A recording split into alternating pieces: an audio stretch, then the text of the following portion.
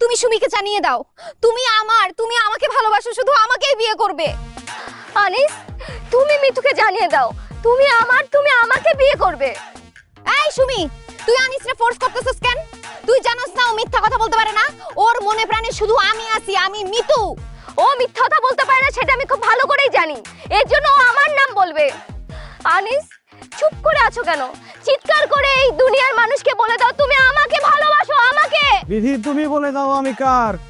একটি মানুষ দুটি মনের দাবিদার। আমার সময় দিতে হবে।